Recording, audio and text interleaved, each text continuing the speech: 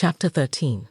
I hope, my dear, said Mr. Bennet to his wife, as they were at breakfast the next morning, that you have ordered a good dinner today, because I have reason to expect an addition to our family party. Who do you mean, my dear? I know of nobody that is coming, I am sure, unless Charlotte Lucas should happen to call in, and I hope my dinners are good enough for her. I do not believe she often sees such at home. The person of whom I speak is a gentleman and a stranger. Mrs. Bennet's eyes sparkled. A gentleman and a stranger. It is Mr. Bingley, I am sure. Well, I am sure I shall be extremely glad to see Mr. Bingley. But, good Lord, how unlucky. There is not a bit of fish to be got today. Lydia, my love, ring the bell. I must speak to Hill this moment. It is not Mr. Bingley, said her husband. It is a person whom I never saw in the whole course of my life. This roused a general astonishment, and he had the pleasure of being eagerly questioned by his wife and his 5 daughters at once. After amusing himself some time with their curiosity, he thus explained, "About a month ago I received this letter, and about a fortnight ago I answered it, for I thought it a case of some delicacy and requiring early attention. It is from my cousin, Mr. Collins, who, when I am dead, may turn you all out of this house as soon as he pleases." "Oh, my dear," cried his wife, "I cannot bear to hear that mentioned. Pray do not talk of that odious man. I do think it is the hardest thing in the world that your estate should be entailed away from your own children, and I am sure, if I had been you, I should have tried long ago to do something or other about it." Jane and Elizabeth tried to explain to her the nature of an entail. They had often attempted to do it before, but it was a subject on which Mrs. Bennet was beyond the reach of reason, and she continued to rail bitterly against the cruelty of settling an estate away from a family of 5 daughters, in favor of a man whom nobody cared anything about. "It certainly is a most iniquitous affair," said Mr. Bennet, "and nothing can clear Mr. Collins from the guilt of inheriting Longbourn. But if you will listen to his letter, you may perhaps be a little softened by his manner of expressing himself." "No, that I am sure I shall not.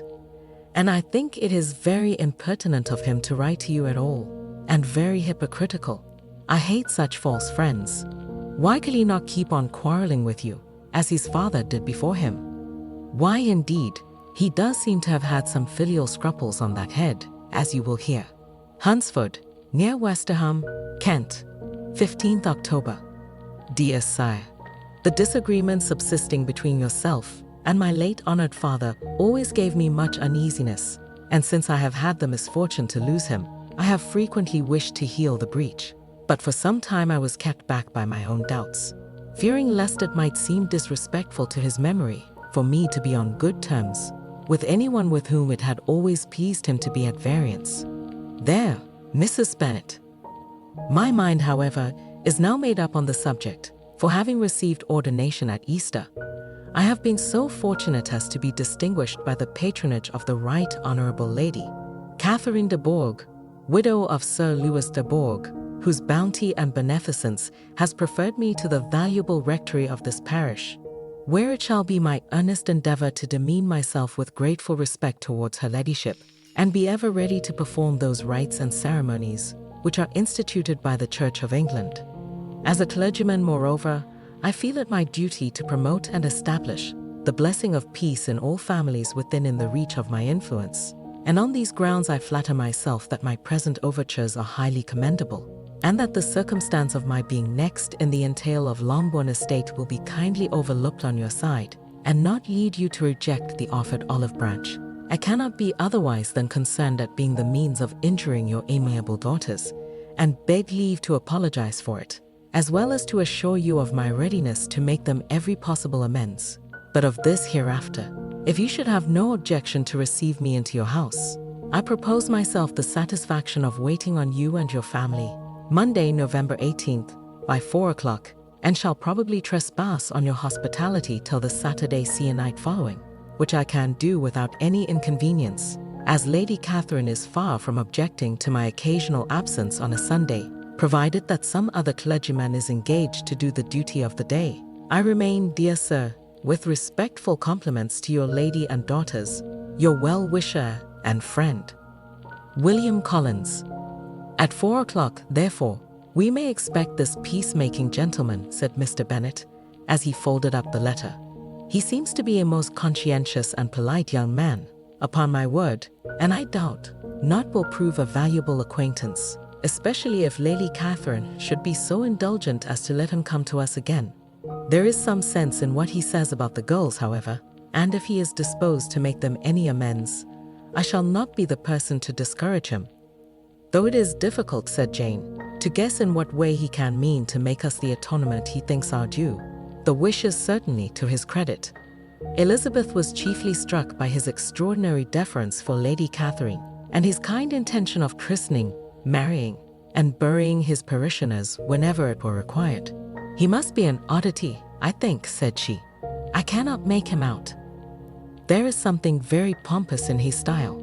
And what can he mean by apologizing for being next in the entail? We cannot suppose he would help it if he could. Could he be a sensible man, sir?" "No, my dear, I think not. I have great hopes of finding him quite the reverse. There is a mixture of servility and self-importance in his letter, which promises well. I am impatient to see him." "In point of composition," said Mary, "the letter does not seem defective. The idea of the olive branch perhaps is not wholly new, yet I think it is well expressed.